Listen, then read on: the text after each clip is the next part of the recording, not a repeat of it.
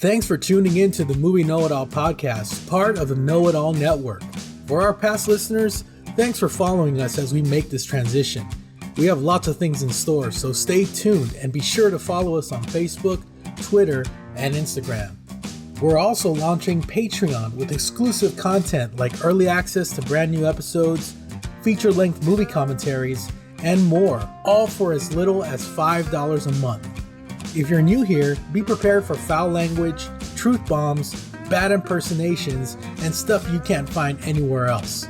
Remember, other podcasts may know a lot, but we know it all.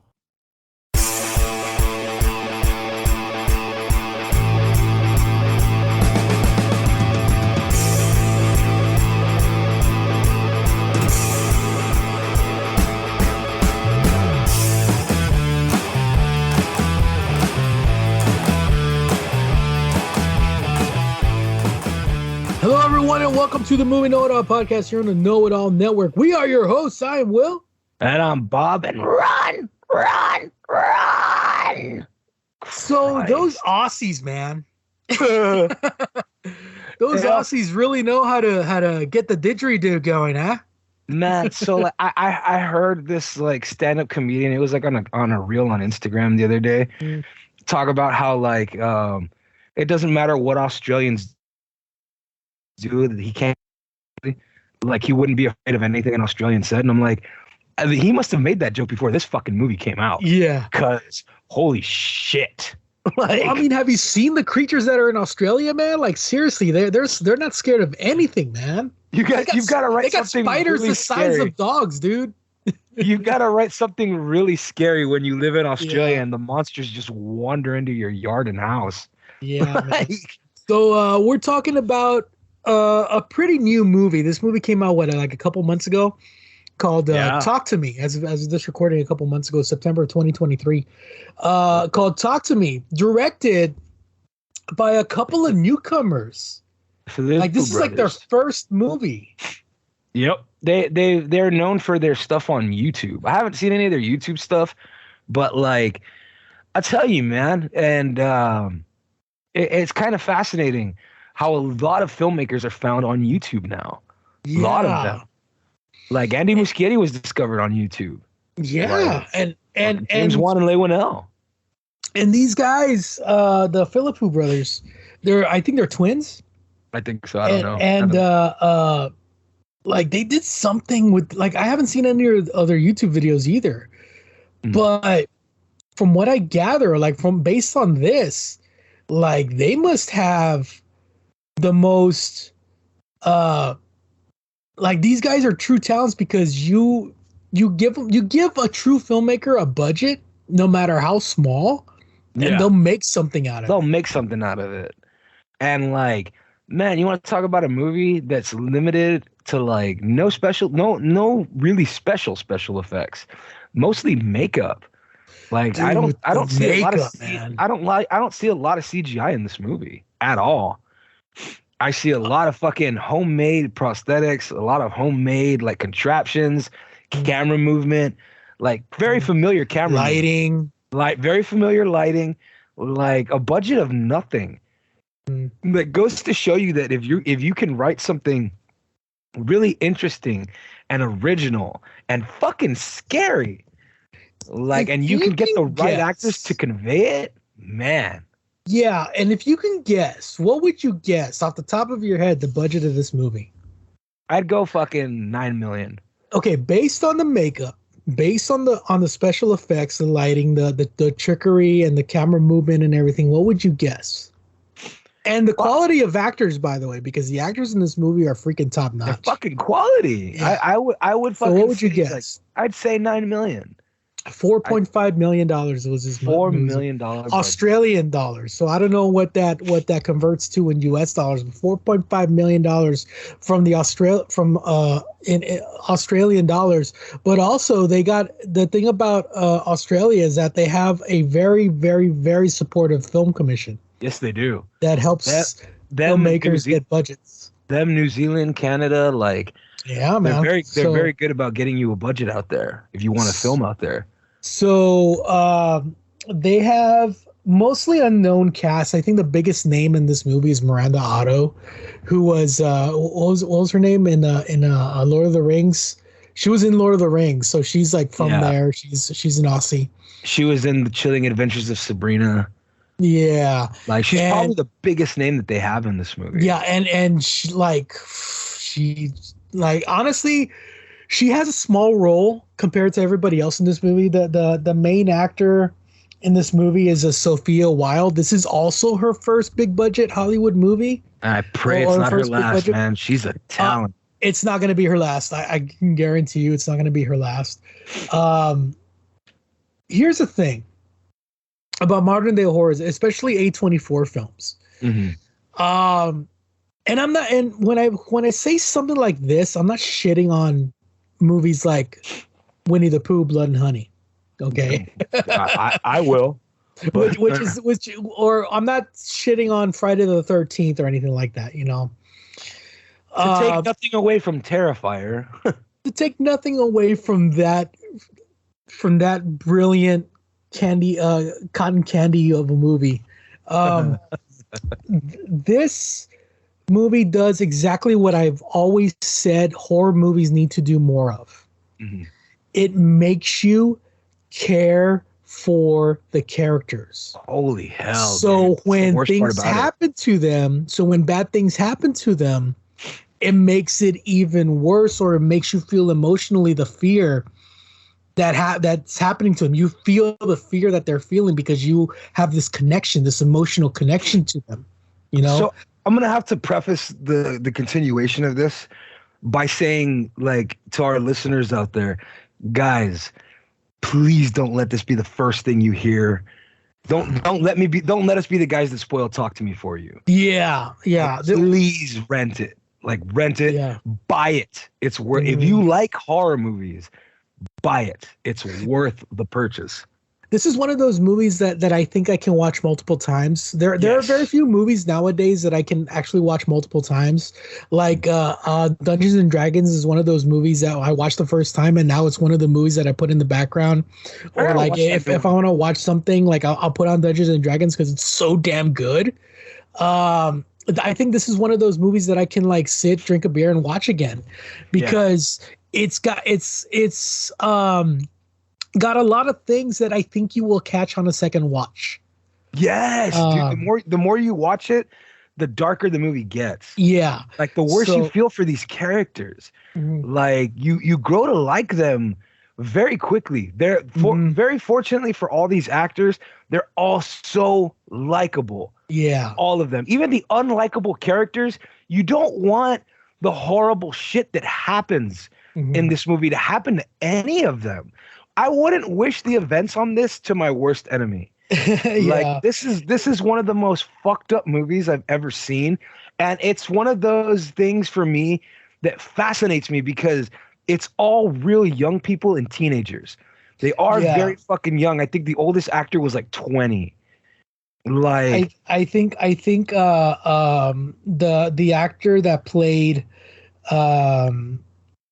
actor that played Haley was 25.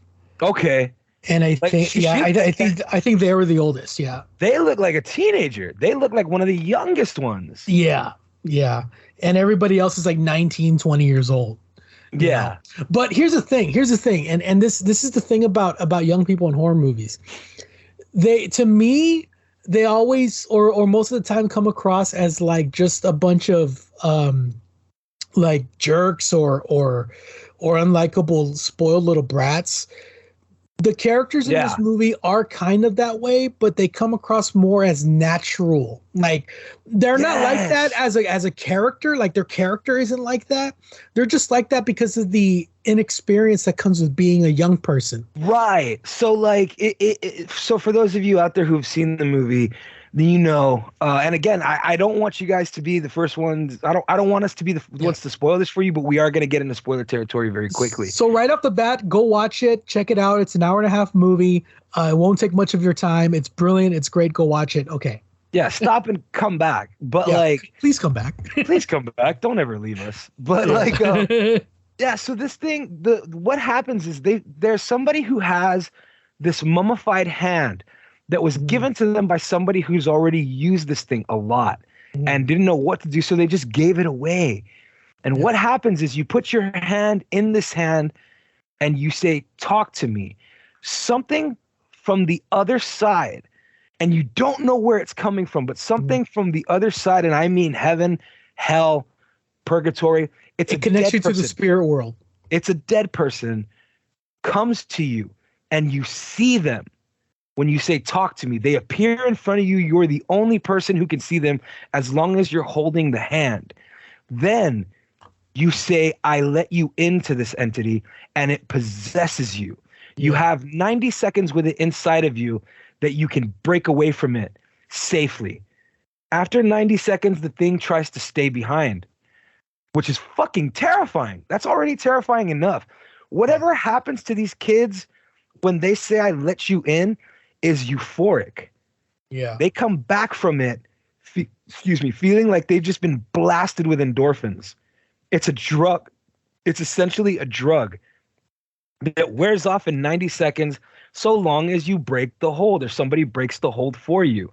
So these kids sit around in basements at parties and they break out their phones and they record each other saying, talk to me and I let you into this stupid fucking thing. And like, I can remember the first time I saw this, like right away, I was like, okay, that's one of the most original and frightening ideas I've ever heard since Flatliners. Remember I told you the closest thing I could compare this thing to is Flatliners. Because it's very like, you die and you see what's on the other side. This is all done without fucking dying. This is just invoking the dead, which dumb fucking move. I don't believe in Ouija boards. I don't think they work worth the shit. They're sold by Parker Brothers on a massive level. They don't fucking work. You will never see me touch one. Never. Never. That's still like, okay, why take the chance? It's the same shit with those idiots who go to the bull runs and they hide behind wooden fences. Like, bulls don't jump. That's usually what those videos are, is a bull jumping over the goddamn fence and goring somebody. Like I will eat churros and watch. And now you're fucking got a horn up your ass. See what happens when you fuck with stuff like that? Yeah. Not me. Not I, bro. Like, I will handle an unloaded gun that has no clip in it and like is chambered and like will be all 100% empty. I will never put an unloaded, empty chambered gun to my head and pull the trigger. I will never do that. Exactly. I'll never do that. I had a friend who had a 38 and he never kept it loaded. Like, he didn't even have rounds for it, but he would fucking point it at people and just click. Yeah, dude, no. And I'm like, one, like, dry firing is gonna fuck up that gun. That's one. Two, you ever do that to me again, you better pray it's loaded, because I'm going to get up and I'm going to fucking pound your face into a fucking pile of meat. Like, don't ever fucking play with me like that. Yeah. Like, never play with me like that. So, just don't play with guns like that. You know, free advice. So this movie is basically like, it's because when I first read the description about them using an embalmed hand to speak with spirits on the other side, I kind of thought that it was going to be like a monkey's paw kind of thing. That's exactly what I thought. But it's more like a Ouija board thing. Yeah. Like this could have, like 10 years ago, they may have used a Ouija board if they didn't make the Ouija movies, you know. But like when I saw the trailer, that was my initial first thought. I'm like, it's a monkey's paw. Like, okay, like she wishes her mom back to life or some stupid shit. Yeah. So and like, fine, I'll watch it. I like monkey's paw movies, but like. Yeah. Fuck, it completely like, okay, like interesting. I didn't see this coming. And it's done in a way because you don't see the hand for like 20 minutes into the movie. Like, the 20 minutes is all. They spend the first 20 minutes like setting up the characters and you meet these characters, these mainly focusing on two friends, Mia and what's the other girl's name? Jade, thank you. I couldn't remember her name. And I feel bad because that girl's a good actress too. Yeah, and she's surrounded by a really talented cast. Like, it's bad. Everybody kind of gets lost in the shuffle because they're all so very good. Yeah, and they're like really good friends. And she like Jade has this boyfriend who I guess when they were younger used to date Mia, or like went on like one date, or what did she say? Like, y'all held hands for like 5 minutes. Yeah. So Like they're real close. They're not. There's no like entanglement there. It's just they're just really close friends. That whole group is just really close friends, and you see how close she is to Jade's family because she picks up the little brother. The little brother knows her. They start singing one of my all-time favorite songs, Chandelier, which is a freaking banger. That's a banger, brother. That's like a true metal song that's not metal. Like, thank you. I appreciate you for hearing that. Like, I hear it too. I was like, it's all bar chords. It's a sweet tune. Yeah. Dude, so, and then she comes across this kangaroo, right? That's how you know it's in Australia, because there's a kangaroo on the road, right? Yeah. Like you hit deer in Newark. Like you hit kangaroos in Australia. Yeah, because kangaroos are everywhere, and I've been told that is a fact. That as common as deer is here in America, kangaroos are over there. So yeah, I had a friend on a horror forum named Melanie, and she lived out in Australia. And I asked her once, I was like I was just joking, and I was like, "What happened, man? Did you hit a kangaroo?" Because she was late to a conversation. And I love joking with her because, you know, you joke about Australia a lot. Yeah. And I'm like, did you hit a kangaroo? And she goes, no, actually, I hit one last week, though. And I was like, get the fuck out of here. She goes, no, dude, they're pests. Like, they're out here a lot. Like, in my neighborhood, like, they're fucking pests. Like, they come in. Like, she goes, they're like fucking bears in, like, areas out there. Like, they come down and they dig through trash cans. Like, and if you fucking try to get near them, they fight you. Like, they kick really fucking hard. And I'm like, that's so fucking ridiculous. And she was like, oh yeah, man, you have to call fucking, they come out here and they shoot them with the big, like, pellet rifles. Yeah. Like, most of the time they just kill them because they're too big of a pain in the ass. Yeah. And I'm like, that's weird, man. So this kangaroo must have been like a young one, because if you've seen fully grown kangaroos, they look like Arnold Schwarzenegger on steroids. Yeah. they get to be about 6 fucking feet. They're big. Yeah. So, and like, me being an animal lover, me being somebody who like has a true affinity for animals, no matter what, like I find it hard to kill a spider. Yeah. Same. Like I feel what Mia was feeling here, because she's like we need to take care of it or whatever, but she doesn't want to go through with actually putting it out of its misery. Yeah. And see, that's such a fucking thing to like. It's a human. It's a highlight. Thing. Yeah. Yeah. It's just something that humans do. Yeah. Like, you want to help the poor animal, but like there's only one way to help it, and that's to put it out of its misery. Yeah. And like, but nobody wants to be the person to pull the plug. Like, it's a very real thing. And if you're out there like, I'll pull the plug, you're a sociopath. I'm sorry to tell you. Like, seek help, seek a psychiatrist. Yeah. Like, you shouldn't feel nothing when you take something's life, even if it's because it's suffering. Like, even if it's something as small as a wounded animal, like, and it becomes one of those moments for her where like you learn that she's only human, because we like to represent human on one of two levels. One, they're either complete garbage or they're saints in films. Yeah. Like, it's really the only two ways to present somebody.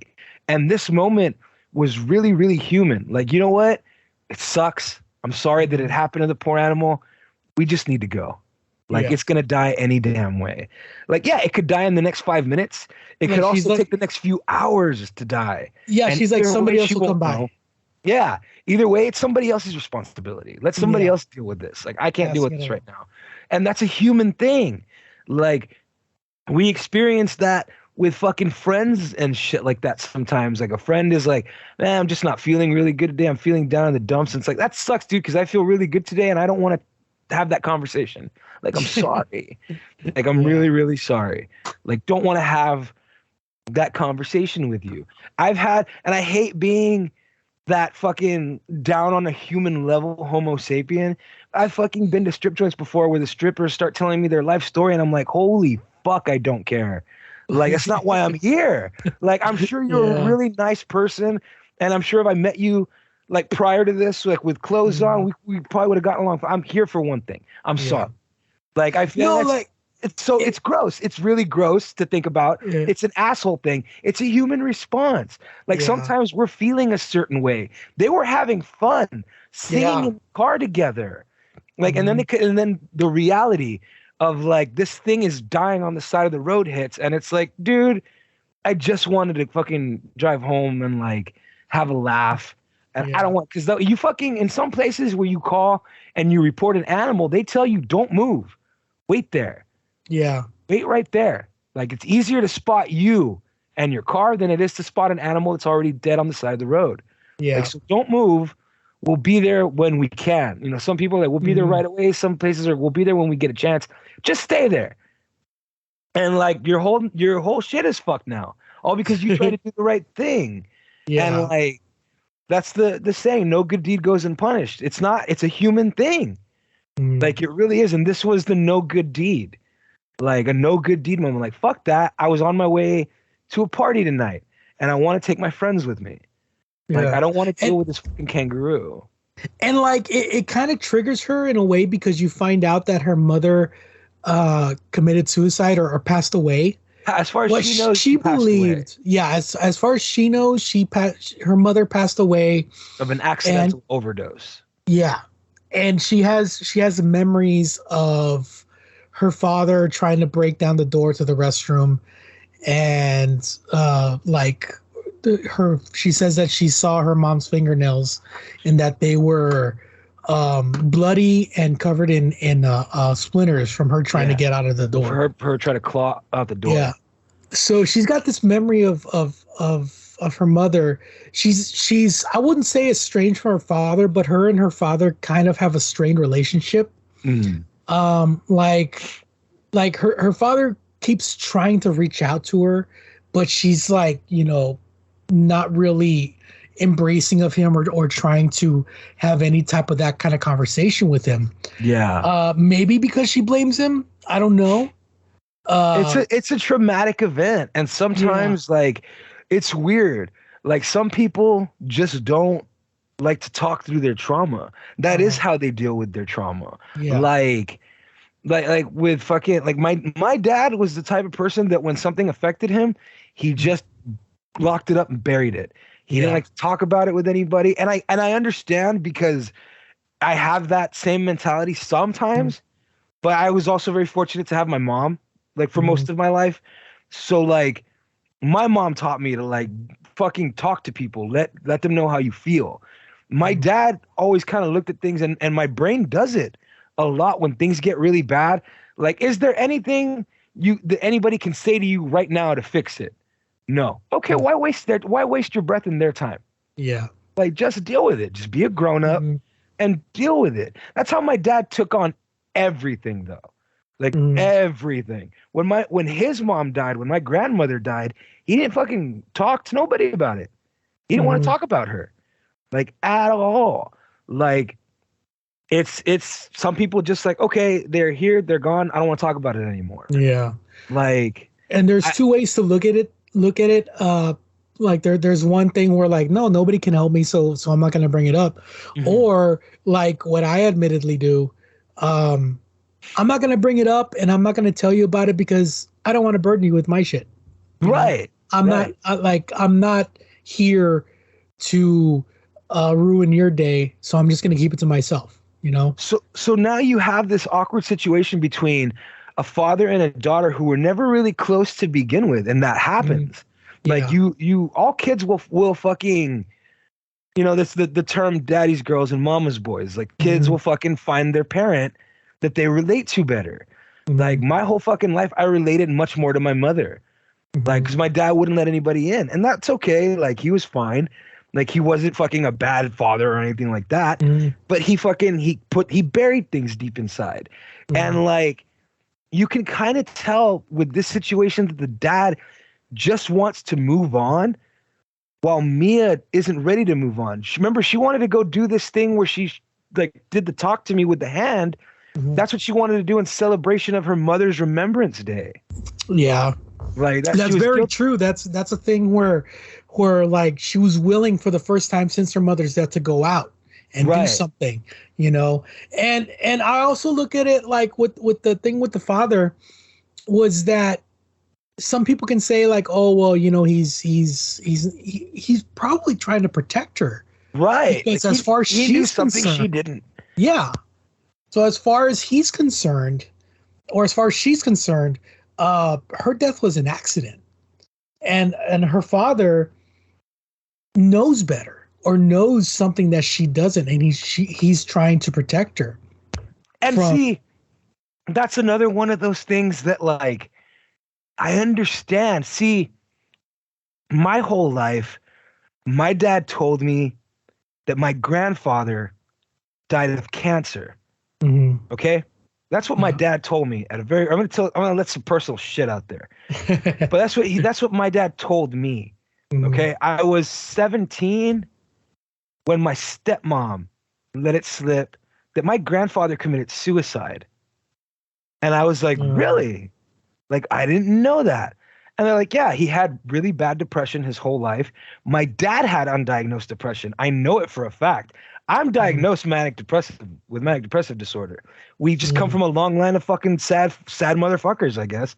Yeah. And like, my grandfather was told that he had cancer, and he was like, I found out. I asked my mom, and I was like, is that true? And she's like, yeah. And I'm like, why did he tell me he died of cancer? He's like, I have no idea. Your dad just said that to you one day, and he just kept that going. I guess he never wanted you to look at your grandfather like that. Mm-hmm. And I'm like, interesting. So like, it feels like the dad in this movie, like the same thing occurred. The mom killed herself, and he didn't have the heart to tell her that she fucking did it. And it makes them estranged. Yeah. Like, because he's angry at her, or he's hurt by her. There's a part of him that was hurt by her fucking up and leaving, and doing that. And the girl still looks at her Mia still looks at her through rose-colored glasses. Mm-hmm. She was still the coolest mom in the world. She was sick. She accidentally overdosed. And the dad knows in his heart, like, it wasn't an accident. Like, she was depressed. She was really fucked up, and she did it.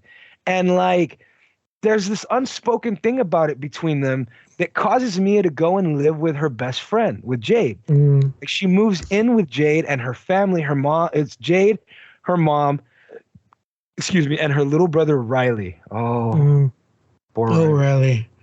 Like, they make you really like this kid, Riley, because he is such an innocent little brother type of kid. Have you seen that video where like it's made from a comedy show? I think it's a comedy show or something, where like this soccer player just keeps getting hit in the head with a soccer ball as they're playing the game.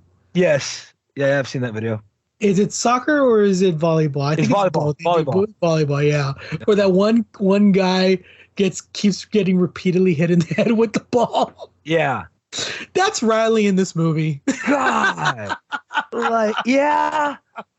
And it's so bad because, like, you know, you can do really weird things because, okay, I'm going to give an example.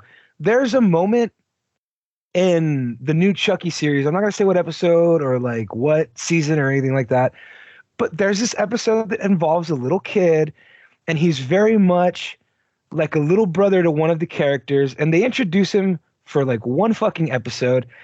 And as you're watching, it starts to become very obvious that something really horrible is going to happen to this kid. You know what I mean?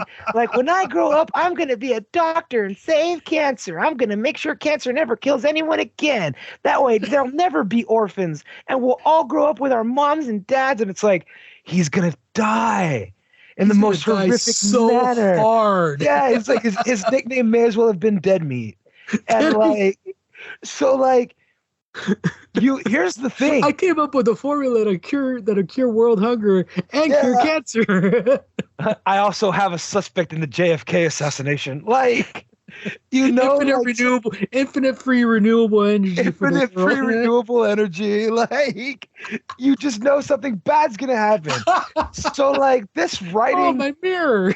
The writing in Talk to Me is so good that you don't ever see this coming.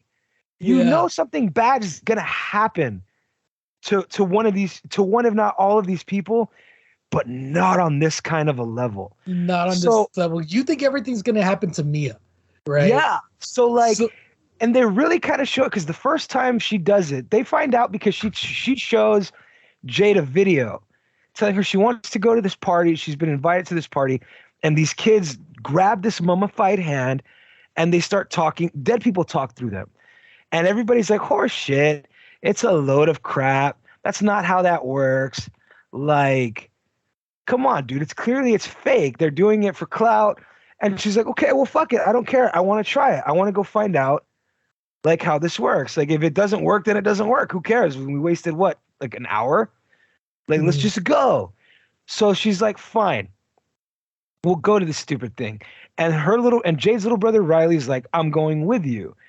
And they're like, no, you can't go. And he's like, well, then I'll tell mom you didn't pick me up today. And Mia had to pick me up because Jade forgot to pick him up and she'd be in a world of shit. So she's like, fuck, fine, whatever. Like, just go, but keep your fucking mouth shut. So they go, and Mia's the first one to volunteer. And she takes this thing by the hand, and a dead person appears in front of her.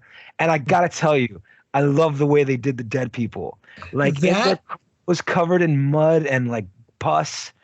It's so She was drowned. She was drowned, right? Yeah. She was like a drowned woman. It's so uncomfortable to see like what the dead people look like. And it's all like makeup. that scene where she first does it, right? And she's like, what's going on? Or like, you could, because the whole party, when you show up, it's so lighthearted and so like, this is so normal to them. It's smoking weed to them. Yeah, and they're kids and they're drinking, and they're having a good time. Like all these kids have known each other their entire lives, right? Right. Like they're talking shit to each other. There's nothing evil going on here, right? Yeah. Like there's nothing malicious about what they're doing. Yeah. They're just having fun. They're just want to have fun because apparently there's nothing better to do in Australia, right? So, I guess not. So like this is the equivalency of fucking, I don't know if you remember being a teenager, guys. I still have nightmares about it, but it's the equivalency of going to somebody's house and like you walk into their room and it reeks of marijuana. Like it smells like pot outside the door, but their mom's home and she doesn't care because she's like, whatever, dude, I'm smoking pot too. Yeah. Like they're just the first time you went to a friend's house that was super lenient about what they did. And like every time you would go and it would always smell like pot and you were like, whatever, it's no big deal. And then one day somebody brings mushrooms. Yeah. And like everybody has a freak out, but one of the mushrooms is poisoned. Yeah. Like that's this what is this very much a safe space. This is very much a safe space for these people, right? For these kids. Anyway, so like Mia takes the hand and she does the thing where she says, talk to me. And so let me set this up. You take the hand, they have the embalmed hand, and they light the candle, right? Because apparently the candle's a door. You light the candle to open the door, and you blow out the candle to close the door. You can't have the hand on you for more than 90 seconds, or else you get stuck, right? So or else it tries to find its way through. Yeah. And they're like, what are you talking about? Like, what's going on? Like you guys are just messing with me to scare me, right? Like, no. She takes the hand, she says it. She's looking around, like there's nothing that scary that has happened this entire movie. Nothing. You have, as far as you're concerned, if you hadn't heard nothing about this movie, as far as you're concerned, this is a drama about a young girl trying to cope with her mother's death. Yeah, that's all you know. The whole first 20 minutes, that's what that movie was. Yeah. Is about a young woman trying to cope with her mother's death with her best friends who she's known her entire life, who she is in absolutely no danger, and all of a sudden, boom, bloated dead body sitting in front of you. It's fucking staring back scary. at you. Like, oh, I kind of like whoa, because the makeup on that ghost. I subscribe to her name is Miss Angemi on Instagram. Yeah, okay? I know who that is. Yeah, and she's a licensed actual what is she like she works with dead bodies. She does autopsies and an embalmer. An embalmer, like she prepares bodies and she also works with like police and detectives and stuff, and she's like best friends with Matt Hardy's wife. Yeah. So great stuff, man. Yeah, like and educational too. Very Yeah, educational. very, So like she posts up pictures of like bodies, but she also has the stories behind them and what happened and you know why it looks like this. And it's extremely interesting, especially if you're interested in the way the body works and stuff. Yeah. But this looks like one of those actual the way like a body looks. Yes, exactly. It looks like a corpse pulled out of the water. Yes, and like it's hideous. Every single ghost you see in this movie looks as good as that. Yeah, and there's a lot of them. Brilliant. Yeah, and it's brilliant. And like it's so fucking unsettling because when we talked about the best jump scare in the world, which is Exorcist 3, but that one, because you don't expect them to see these things. Yeah. And like you don't know how it works yet. Like you find out the way she does, like upon her grabbing it. And it's like, what the fuck, dude? You see these things come through like that? Yeah. And they come through when you say talk to me. Like one will come through the door and it looks you in the eyes and it's waiting. They stare at them with bated breath because they want them to say, let me in, just so they can feel what a body's like again. Yeah. And like some of them react differently. It's a different ghost every time. And some of them are ghosts of really bad fucking people. And like they set you up to know these things can move shit. Like when Mia gets possessed, the door slams. Yeah. And they're already telling you, hey, these things can grab you. They can grab shit. They don't want to let go. Move, and they don't want to let go. Because when the 90 seconds is over, they're trying to get the thing out, and she won't let the hand go. You know? Which is fucking scary. So that's kind of like your first really bad thing has happened. Yeah. The first thing Mia does when she's possessed is she looks over at Riley, the little brother, and tells him they don't want them. He wants you. Yeah. You like run, pretty boy, and just run. Yeah. Run. Just start screaming at him to run. And they're okay, like we're at 83 seconds, like pull the hand. And like it won't let go. Dude, and that performance, bro. Scary. So they black out her eyes. And she has this look. Even the rings under her eyes. They put like red makeup over her face and it looks so damn good. And that performance is so damn good. It's terrifying.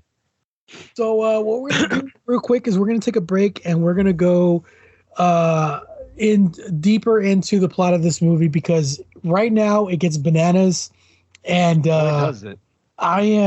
It shocked me by how deep this movie goes. So it cuts very deep. So we're going to take a real quick break, and when we come back, we're going to take a look into that here on the Movie Know It All podcast on the Know It All Network. We'll be right back. Boom. Hey, Know It All Ned here. Thanks for tuning into the Movie Know It All podcast, part of the Know It All Network. For our past listeners, thanks for following us as we make this transition. We have lots of things in store, so stay tuned, and be sure to follow us on Facebook, Twitter, and Instagram. We are also launching Patreon with exclusive content like early access to brand new episodes, feature-length movie commentaries, and more, all for as little as $5 a month. If you're new here, be prepared for foul language, truth bombs, bad impersonations, and stuff you literally can't find anywhere else. Remember, other podcasts may know a lot, but we know it all.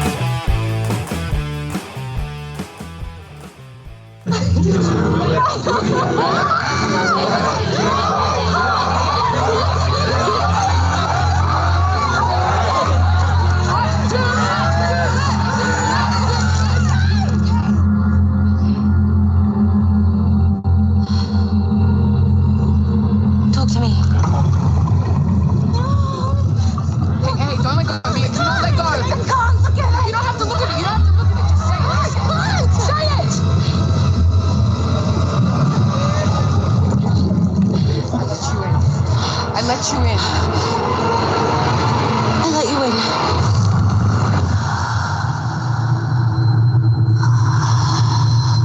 Someone coming? Got it.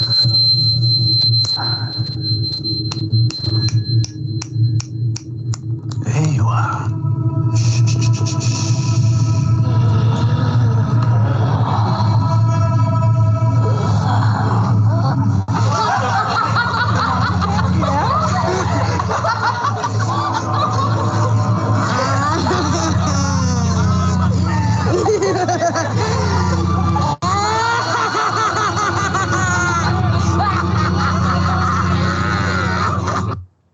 So that's like the first time Huh. she takes it, right?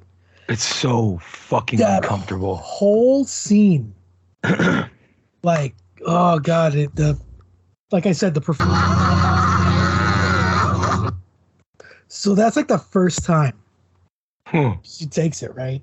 It's so fucking That uncomfortable. whole scene, like, oh god, like I said, the performance, the camera work, the way it's shot is just like it captures you in it, man. And it's played out like the first time you're peer pressured to fucking, like, nobody smokes It's a pot game by to these themselves. kids. Yeah, like nobody smokes pot for the first time by themselves. You smoke pot because somebody gave you pot and they wanted to see what it would be like if you were high. Yeah. And like, even the way Hallie's telling her, like, don't let go. Like, I know it's scary. Yeah. Don't let go. Now say, I let you in. Say it. Like, Yeah. fucking, it's that moment, like, cough, pussy. Like, don't hold it. Like, cough. Like, you're Like, okay. Do you remember when you were kids and like you're playing these stupid party games? Like I remember when I was in junior high, the kids would do this thing where they would put you up against the wall. Oh, and you would have to breathe the deep breaths, and they would push against your chest, and you would pass out. Yeah. Right? Yeah, I remember that. Like, kids do stupid things, and it's Bloody Knuckles, Will. So, dude, Bloody Knuckles, bro. Yeah. I remember that. This is a game of bloody. This is a game of Bloody Knuckles to these fucking idiots. Yeah. And you say idiots, but like we did the same thing. You know, you're stupid when you're a teenager. If there's any teenagers out there listening to us, like, one, the fuck are you doing? Two, you're an idiot. I'm sorry. No, one, y'all have great taste. You do have great taste. Like, holy shit. But like, you're stupid. Like, teenagers are fucking dumb. Like, they really are. And this is just like another this is what's so weird about this movie. It is a testament to how stupid you are as a teenager. Yeah. Like, it's hugely like, this is a dumb mistake. Why would you ever do something like that? Like, I don't know, all my friends were doing it. Yeah. Like, so like it goes on, and the next time they do it it becomes like this party thing where like they go into a montage of all the kids doing it, getting possessed. They're laughing, they're videoing it on their phones. They're like, they're having fun with this. Trip this out. This is what I was going to tell you earlier. Weird fact about that scene that I just read. And like, as someone who's been on the set of a movie and has had really good days where everything, like, man, we are greased. Like, everything is just like flowing on a track, like trains on a track. Everything's going so well. Those guys shot that entire party montage where she's singing in French and they're like all like doing it. Their eyes are fucking blacked out and everything. That entire scene, outside of setting up the chair, the fucking mechanical chair that dances to them, outside of that took an hour. Bullshit. An hour, dude. They filmed all that shit. That party sequence was shot in an hour. Talk about having your wheels greased, like rotating the lights. Bro, we've lost hours rotating lights for scenes. Yeah. And I mean literal hours. And I don't mean hours where we're kind of doing nothing. No, I mean hours of setting it up, turning the camera on. That doesn't look good with the other shot. Move the camera a little to the left, move it a little to the right. This isn't working. We got to move the fucking thing all together. Let's try it from this side. Like, No, bro, this light isn't working over here, so you got to move it over here, or adjust the intensity of this light in order to make sure that this light is doing its job or whatever. Like it's a whole process. is there any way to move this wall? Like, Yeah, like, bro, like there's You know? been those shots can Uh-huh. take days. Like they Yeah. can take days. They can also take a day if you're having a really good day. And this was one of those moments where, like, you know what? We know which 6 positions we're going to keep the camera and the lights. Yeah. Let's just run everybody through it. And like everybody just jumped, did their part. They knew what the fuck. Dude, there's like 20 people in this scene, dude. There's like like 20 people in this scene. everybody knew what to do. Yeah. Like you also, and I also know what it's like to be on the set with a crew and a bunch of actors that all have the same goal in mind. Yep. And like they're all trying to get to that spot together. And like lightning It's in a a beautiful bottle. thing, man. It's a beautiful thing. It's a very beautiful thing. But for the fact that they managed to do that part, Yeah. that scene In an hour. was That a I wicked find shot. that both hard to believe and easy to Very. understand. Yeah. I You was know? like, I said the same thing. I was like, I don't understand the mechanics of it. Yeah. Like, I don't understand the mechanics of it. Because you set up for an hour for 3 seconds of movie. yeah. Like, this is why I've always said I'll never do an action movie. Like, I can't even imagine. You set up for 6 hours for 2 seconds of a shot. Mm, No yeah. goddamn way. Sorry, not me, not I. so that's a beauty. That's why I will always choose low budget movie making over big budget movie making, because Yeah, that's you can't do that ridiculous. on a big budget. You can't do that No, on you a big can't. budget movie. They shouldn't have been able to do an hour on this budget. Like, that's Yeah. not right. yeah. Like, that's So- that's incredible. Like, if that I read it, it's on IMDb. If that's true, if that really, really is true, like, bravo, man. Yeah. Like, you guys have I wish you a very long and tenuous career. Like, really, really do. They deserve it. If that's true, they deserve it, man, because that's a kind of productivity that is rarely seen in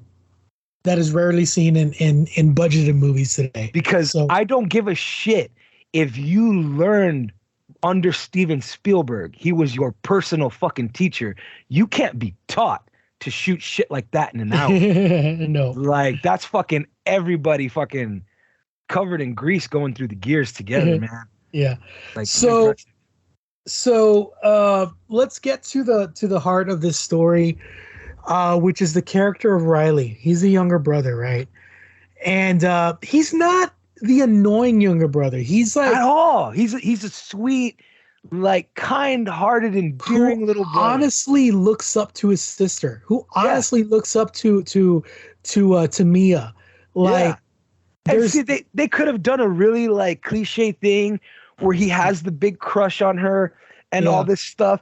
And instead, it's a little fucking, like, I just think you're cool. I just Yeah. want to hang out with you. yeah, Like, kind of way. He views Mia as a big sister too. yeah, Like, and Yeah. he's just getting, that's the sad part, is he's getting to that point in his life where she's his big sister too. yeah, Like, where he's starting to love and care about her the way a little brother does for his older Yeah. sister. and like, Jade, his actual sister, is like, looks at him the way an older sister would, like, hey, yeah, get away from me. I have a boyfriend. Like, don't tell mom I have this. my Don't own tell mom friends. that. You're being Yeah. obnoxious. And Yeah. just him like, no, she's my fucking friend too. But like, Mia fuck off. legitimately looks out for him. Yes, You know? she does. There's And a legitimate true connection and love and like looking over and protecting him. She you would know? have been cool older sister that bought him beer. Yeah. Like I'll buy you a 6-pack, just shh, don't tell your mom. Yeah, Like, all that yeah. shit. She would have been, that's what she was gonna end up being to him. But Uh-huh. the fucking Oh. sheer goddamn So- horror. So Mia looks at the whole possession thing as the way everybody else does. That's fun. As it's a fun. fun game. And she wanted him to partake in it. She wanted to him. experience it. Yeah. Well, she was like, come But on, that's the let thing. him, Yeah. let He him. wanted to be cool like her. Yeah. Like, she peer pressured she accidentally peer pressures her own little brother. Yeah. So, like, comes this fucking really weird moment where everyone's done. We've all had our fun and games. Mhm. We're putting the chair away. They strap you into the chair. They Yeah. belt you into the chair. So he's putting the belt away. They're putting the hand away. And he's like, I want to do it. And Jade's like, no fucking way. Like, no fucking way. Like, hell no, you're not going to do that. And he's like, you don't get to tell me what to do. She's like, bullshit. Like, I draw a line here. You're my little brother. You're not fucking 14 years old. Like, no, dude, I'm not going to let you do this. How And can you say no to that face, though? Yeah, and Mia's like, oh, come on.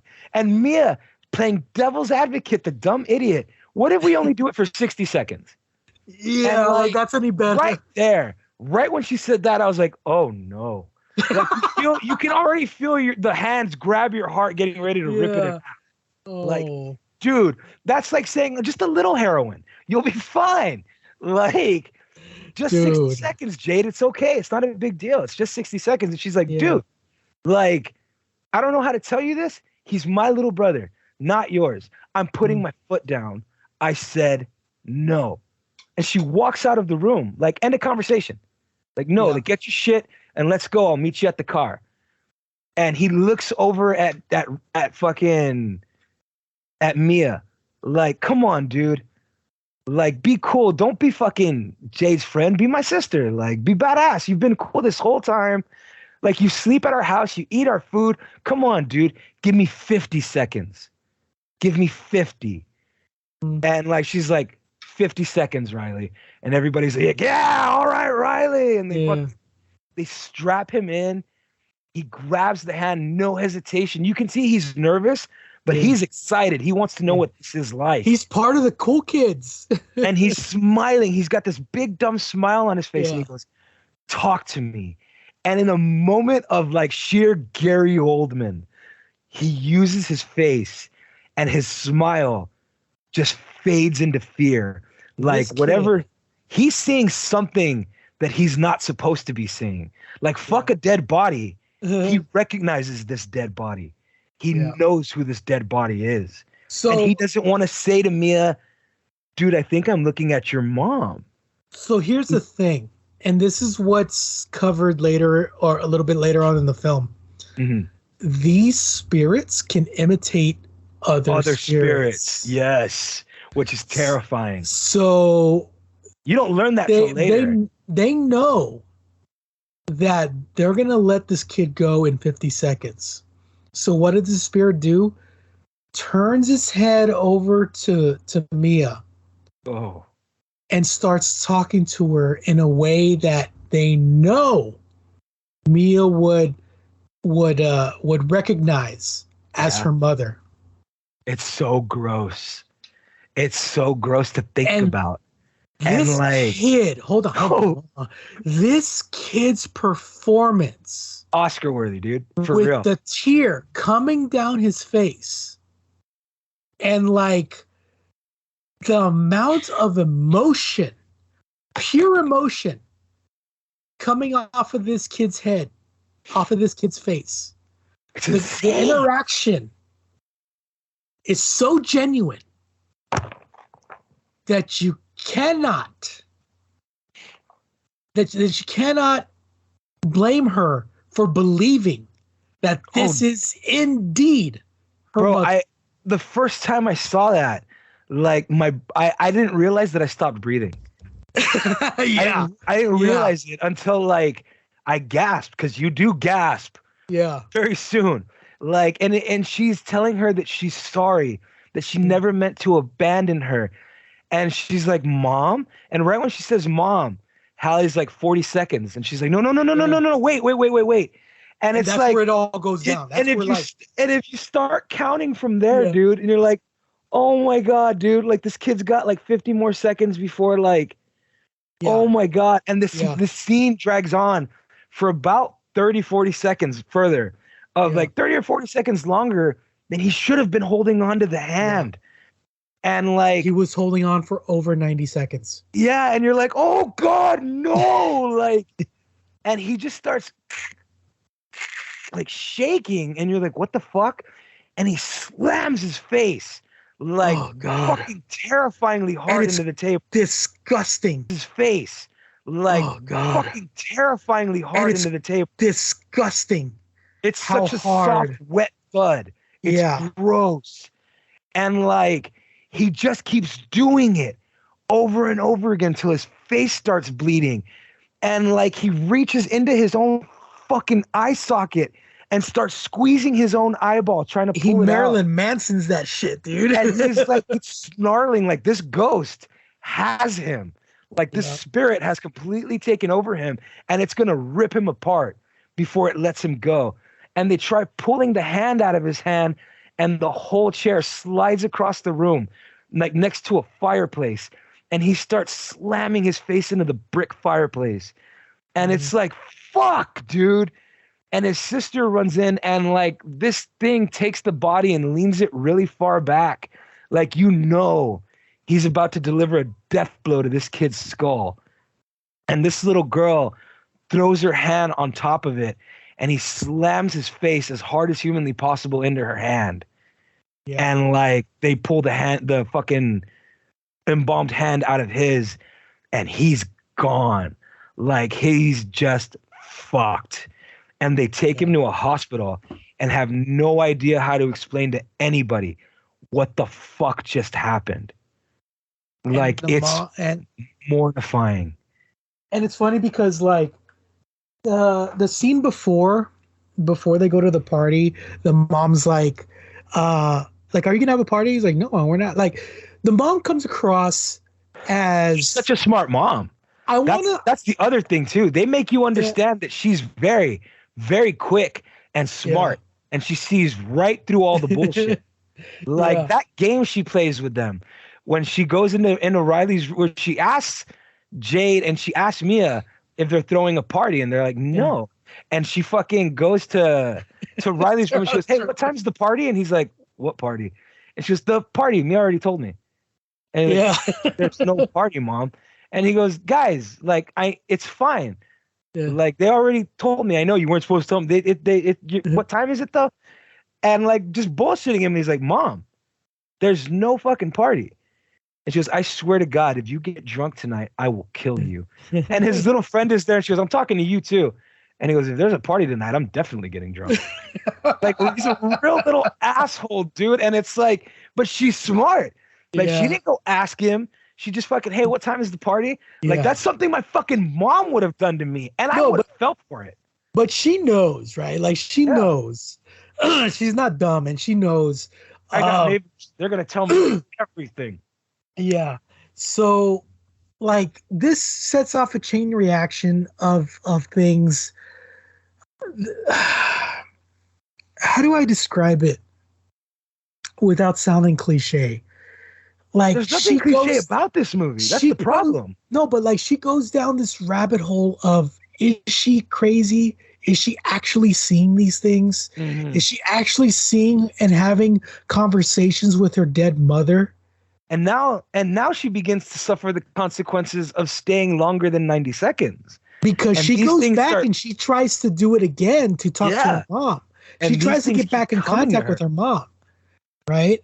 And instead what she's doing is opening a door and letting these things through. And like, God damn, it's so scary, dude.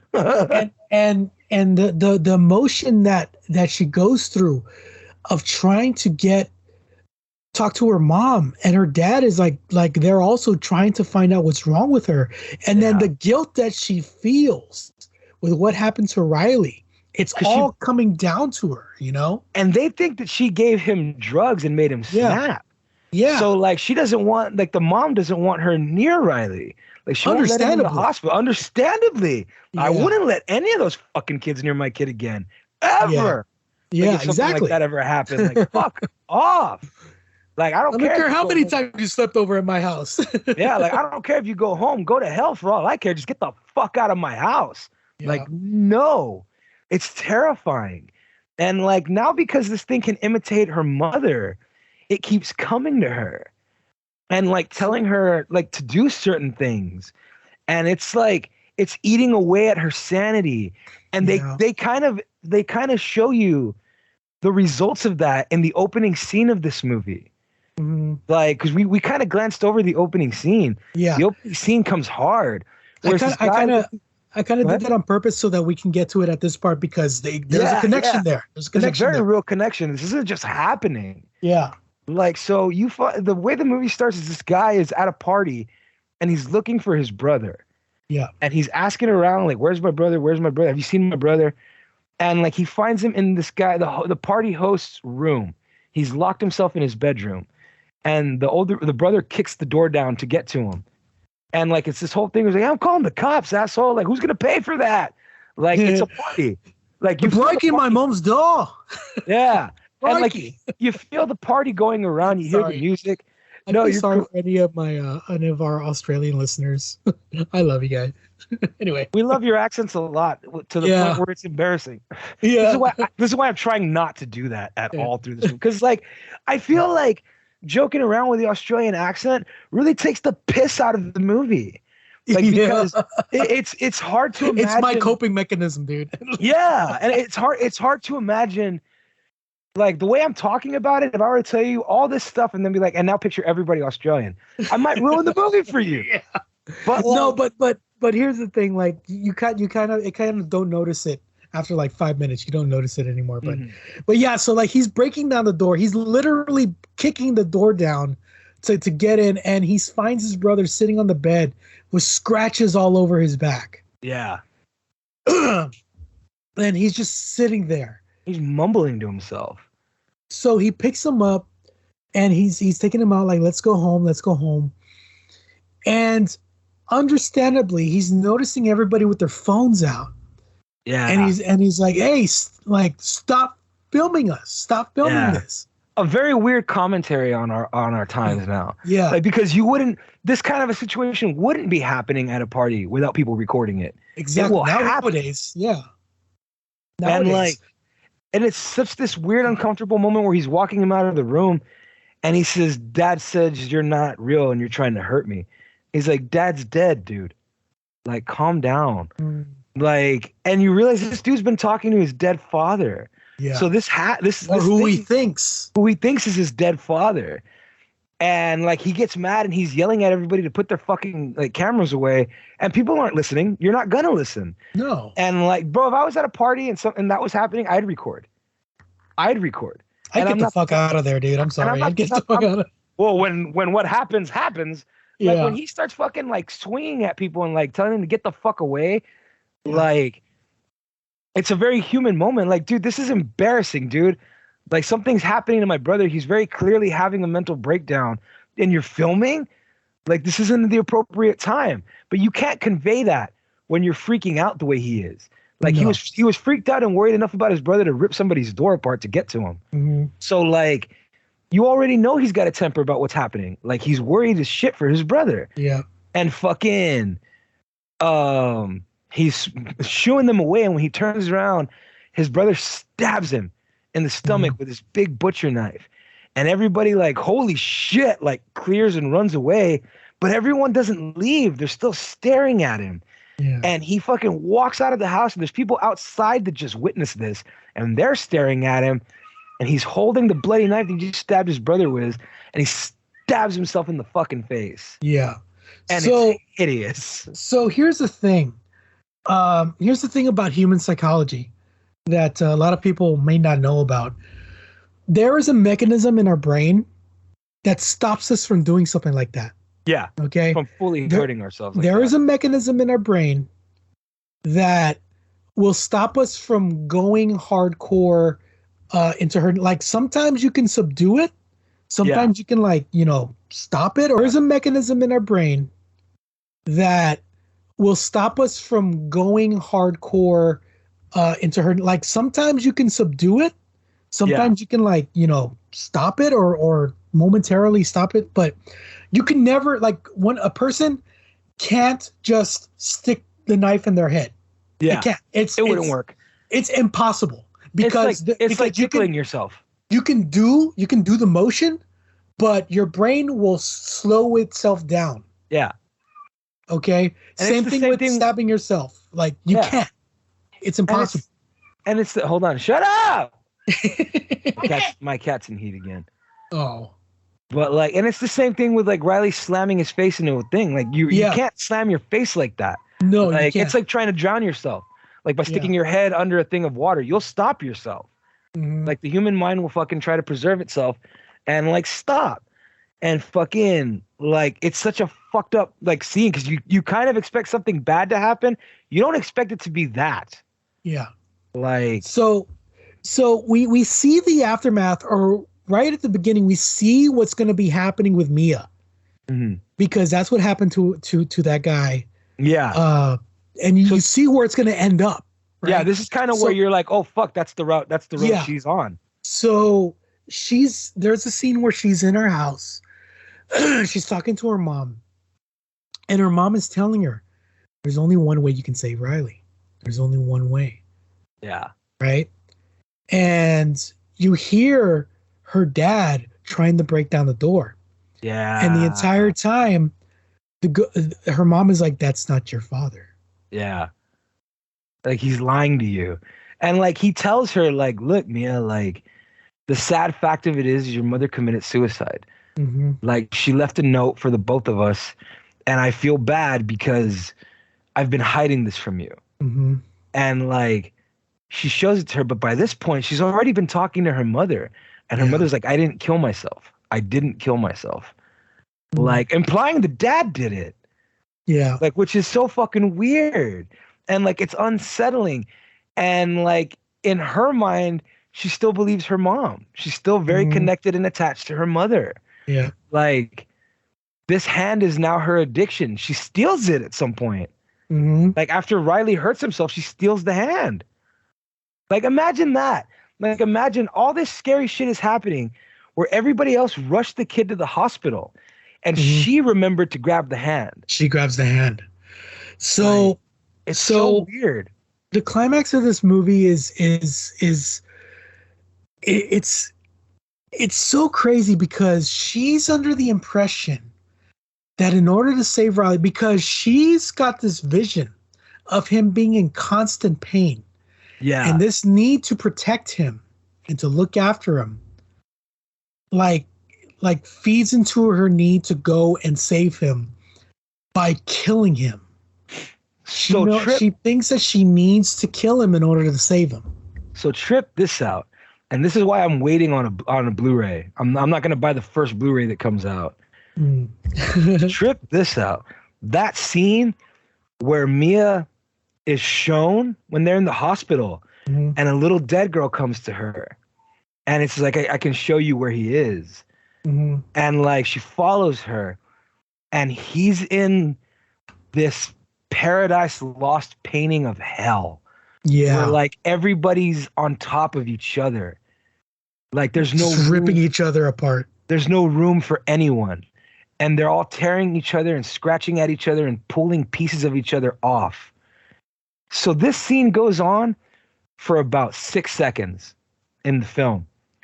They shot that scene to be about 3 minutes long. And it's shot. It was edited into the movie. The Australian Film Board was like, we're going to ask you to cut that down to 6 seconds. And they were like, why? Because there's nothing sexual. It wasn't anything too violently graphic. Mhm. And they were like, honestly, it's far too unsettling. That was their reasoning. Nobody should have to sit and watch that. And then it's Right. happening to a kid. Yeah, and that's You and know? then like the Australian Film Board was like, it took a lot for us to just not stop your film and walk out of it. Yeah. Like it's not suitable for masses. Like it's an orgy of violence. And But- it's horrifying to look at. In Like, in they their cut it out. defense, but like in their defense, that was definitely It's enough. the right call. Yeah, it's it was the right call. Yeah. You do Yeah. not want 3 minutes of that. I kind No. of want it now. You get the point. Yeah, but you don't. Let me put it this way: you don't need 3 No. minutes of that. No. But it does add to the intensity of her fear. Why she's so determined Yeah. to get him It does out. give of, motive. it does gives give motive. But like really, all you needed is the 6 seconds. Yeah. But like, it's a terrifying thought that goes on for 3 minutes. So she Yeah. sees like all of it. That's why when she snaps out of it, she starts screaming. Yeah. And so like she now has this in her head that she has to kill Riley to save him from that. Mm. And they're putting that in her head. Yeah. And like now all of a sudden, Mia's your villain. Yeah. And like they don't do it till the final act of the film, but now Mia's the villain of this. She's asking Riley to kill him. So because she's the only way to save him. Okay, so explain to me what happens. So she goes into the hospital room. Mm-hmm. Their mother, like, finally, like, because they did a drug test and they found out that there was no drugs in the system. So she finally believes Mia and she accepts her. And she's like, come and see him. Like, and then Mia's like, can I see him alone? And she's like, yes, of course. She tells me, and that's the sad part, is that she blames herself because there was clearly something mentally wrong with Riley and she didn't see it. Yeah. Like she's blaming herself, dude. Yeah. And that's so horrible. And she trusts Mia to be by herself with Riley. Yeah. It's at this point that Jade and the boyfriend find Mia's dad stabbed to death. Yeah. And they call the mom. No, he's still alive. Or he's stabbed in the neck, but he's still alive. That's right. He's still alive. I forgot about that. And like, she calls the mom to tell her like, keep Mia away from Riley. And she's like, holy shit. Like she's by him, she's by herself with him right now. They rush into the room and he's gone. Mia and Riley are gone. And the next scene is her rolling him down the street in a wheelchair. And like, I think the goal of it is that once they have you, you need to die so that they can keep you there. Yeah. Like that's the point, is to keep you with them. Mm-hmm. So like, or that's their game that they're playing. And there's a kind of like a throwaway line where she's talking to her on the phone, where she said, where the sister is saying, where Jade is saying, he's getting better. You know, like he woke up today and it was like his old self. Yeah. You know? And they're playing with her. Yeah. Like that's the point. That's the whole thing. This, and you find out in the last frame of the movie, this is the game they play. Yeah. They've done this hundreds of times, hundreds of millions of times for all we know. Like, but they've done this to the people that play with them like that. Who play with them by touching that hand and letting them in. Like they've done this a lot. Yep. And like it's so common and easy for them now. So now they've got Mia and they've got Riley. And like she's walking him to a heavy part of traffic. And now like his body is so fucked up. And now all she can see is the ghost in his place. Yeah. She doesn't see Riley anymore. And it's laughing at her. And like she's pushing it in the wheelchair and the mom's walking behind her and she looks like she's rotting. Like they look hideous. Like everybody looks terrible. And Jade is running behind her, like yelling at her to wait, like to stop. And all the sounds are fading away. And you can tell that she's made the decision to push this kid into traffic because no one understands, but she does. This is the only way to save him. The implication in this moment is that Jade pushes her first. Like before she pushes Riley, Jade shoves her off the embankment first. And you see the interior of this car, the shots from inside the car, and this body lands on the windshield and flies, starts walking like nothing happened. This was an ugly hit of a vehicle. Yeah. And it's one of those things where you're like, you would never be able to walk away from it. It's on a highway. It's on a highway. Highway speeds. Yeah. And you're like, you would never walk away from that. You would never be able to stand up and walk away from that. No. And she gets up and she's walking away from it and she sees Jade holding Riley on the side of the road. And she's crying. And like Riley's alive, but he's severely fucked up. And Mia turns around and she's in the hospital all of a sudden. And she sees her dad at the end of this hallway and it becomes this very surreal dream, like dreamlike way of filming it. And she sees Riley and them getting ready to leave. Yeah. And like all the lights start turning off as people walk out of rooms, which is already really scary. and she sees her dad walking to the elevator, and she starts yelling at her dad, and he won't turn around. And she's running, barreling down at him, and he steps into the elevator, and as he turns around, the lights turn off in the elevator, and Mia's left in the dark, and all she can see is a candlelight. Well, she sees her reflection in the mirror, or the lack of. Because earlier in the movie, she mentions that in the movie too. She has nightmares of looking into a mirror and having no reflection. Yeah. So, and like now she's experiencing it again. So like, she walks towards that candlelight, and like she reaches through it, and a hand grabs at her, and she hears somebody say, "Talk to me," in Greek. And she like wakes up, and she's in somebody else's body, or she's staring at the guy whose body she's gonna be led into. Yeah. She is now part of them and dwelling in the darkness like they are. And the hand has changed again. And okay, another throwaway line is they say there's another hand lost somewhere out there. But there's another hand out. There's two embalmed hands. Yeah. So like it's a throwaway line. There's a lot of throwaway lines that probably really won't come into play until part 2, which was greenlit before this was released. Yeah. All the people who saw it ahead of time, all these studios came after them. Yeah. Like the Filippo brothers have quite a bit to think about. They were offered a DC movie. I heard about that. Yeah. They got offered a DC movie and they turned it down because they wanted to do Talk to Me. Beautiful. I love it. Yeah. I love it. I appreciate I adore that. I adore that so much. Because this is a very unique, unlike anything I've ever seen horror movie. I've seen possession movies. We've all seen possession movies. We're all tired of them. Like, holy hell. We reviewed one last week. Yeah. And like, I recently saw the new Exorcist movie. And guys, if you get a chance to do that, watch Talk to Me twice instead of watching. Yeah. I've never met something more in my life. Like, no. The worst part about that movie is you can tell they were trying to make a pretty interesting movie. But there were too many fingers and too many fucking people in the pie going, no, we need to add this, add this, add this, add this, do this. Because there's a whole lot of why did you do that in that movie? It's very bad. It's not worth it. I'm sorry, it's not. Talk to Me had a lot of studios back it up. And every single studio that backed it up was like, do what you're doing. Do that. Yeah. Like it took, I don't know if you go back and you watch it, the opening sequence, right before the opening sequence starts, there is a minute of fucking studio ads. Oh, yeah. Literal minute. I think it's about 13 of them. So a lot of people came together and a lot of people put their money into making this movie.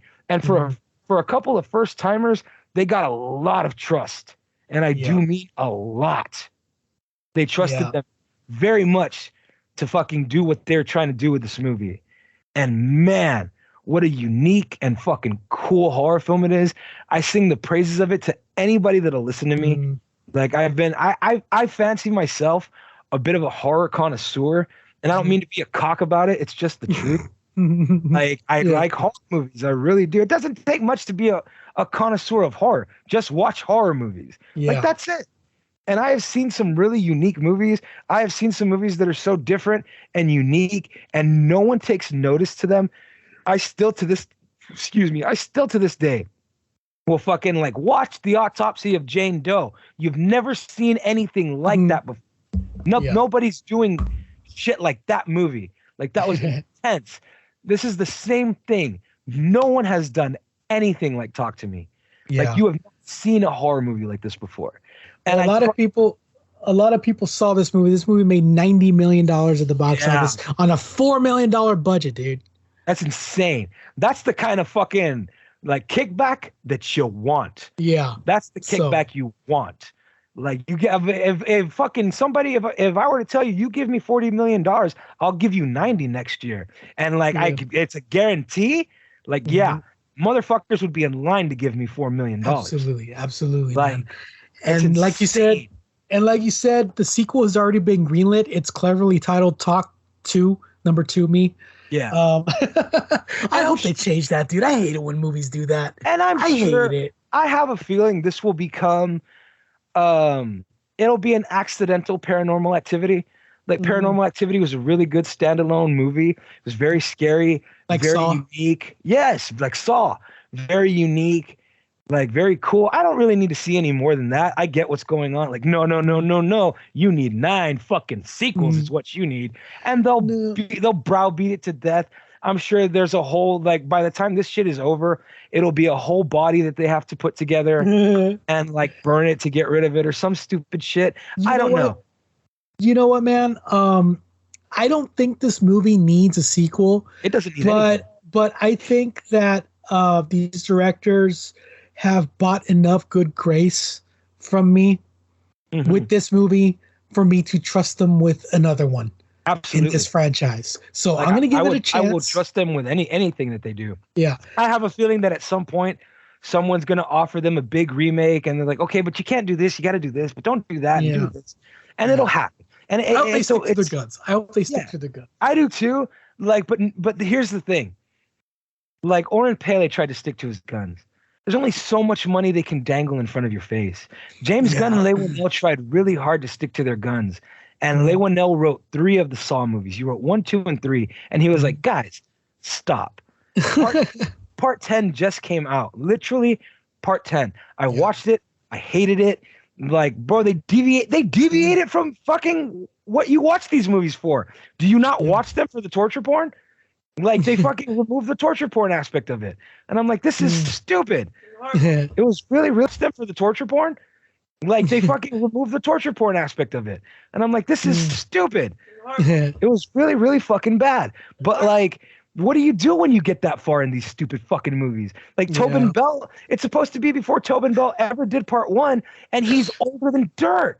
I love Tobin Bell. He's a fucking senior citizen. And I mean, he's like 7, 8 years into AARP. He's old.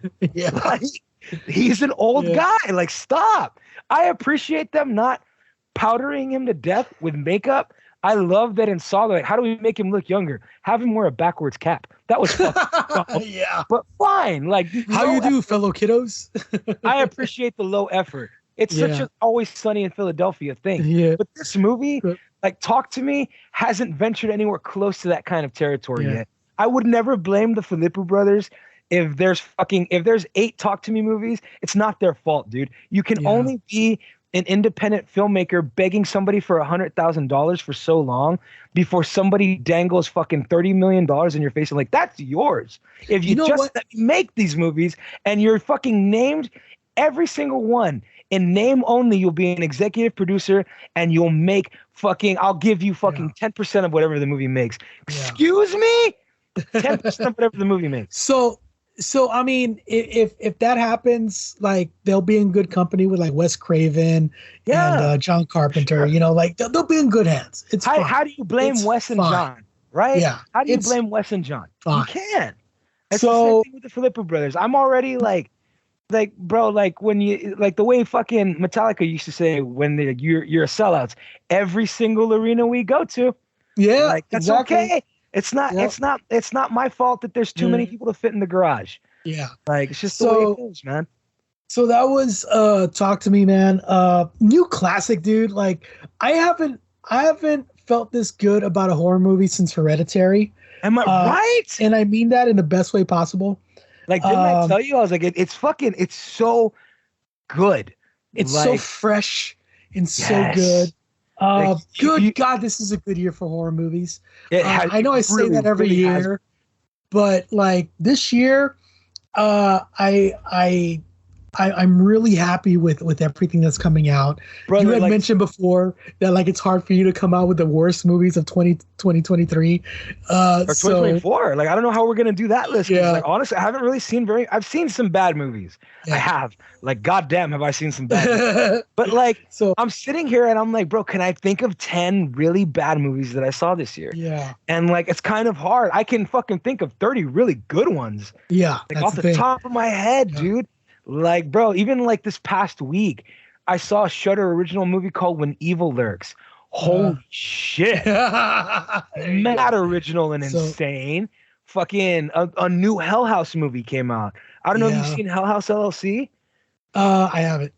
Okay, so there were fucking 3 parts of that one. The first one's amazing. The second one's a really good follow-up. And the third one kind of starts treading into absurd territory. And then they came out with a fourth one this year. And the fourth one is as good as the first one.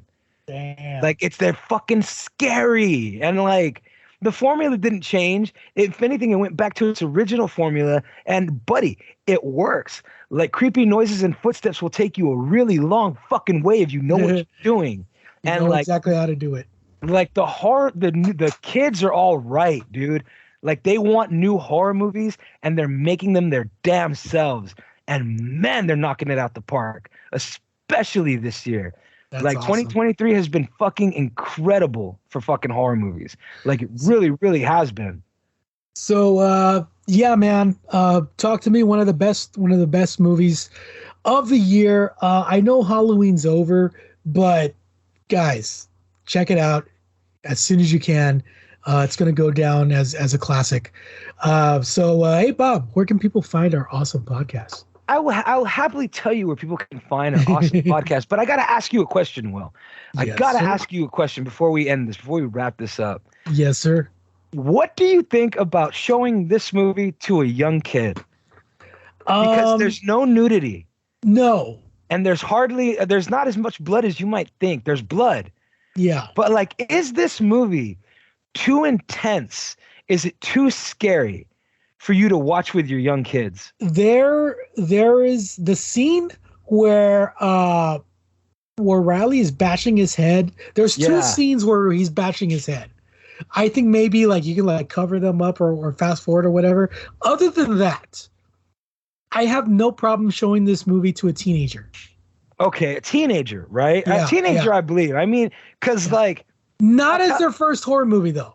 Somebody who sees it. okay, absolutely. No, this is not a first horror movie. No, it's not. Like, this is the type of horror movie that your kid will know whether or not they're gonna grow up liking horror movies. Yeah. But see, and here's the thing that I want to like just mention before we go. Like, buddy, I thought this movie was like, okay, I think we could. I think our oldest is strong enough to handle this one, and Yeah. Patty's been no the whole time. No. And I've kind of like, I don't know, man. I think you're being a little too this, that, or the other thing. The other day, we showed this kid. Don't be Mia, dude. Don't be Mia. No, exactly. The other day, we showed her oldest trick or treat, and we found out something about her, and she found out something about herself. None of us knew this until we watched this movie together. The idea of something coming out of her skin mortifies her. And I mean, to the point where she was like, I don't want to watch this movie anymore. Stop this movie. The werewolf scene? The werewolf scene, them coming out of Okay. their skin was like, nope, I don't want to watch this. She's going to be Yeah. 12 this next month. 12. She's a tough kid. She really is. She's watched some really scary shit, but I've never shown her anything body horror because body horror is Cronenberg, and I'm not going to be that guy. Yeah. So, like, I accidentally learned that body horror freaks her the fuck out. Like, Oh, freaks she's gonna love The Fly. Yeah, I will never show her the Fly. I'll never show her Fly, Videodrome, no Cronenberg. Like, no more Cronenberg in the house when she's around. So, like, we didn't know that about her. We didn't know. Like, we all found out together. She was like, I don't want to watch this. Like, to the point where, like, her eyes, she didn't cry, but her eyes, like, why would anybody do that?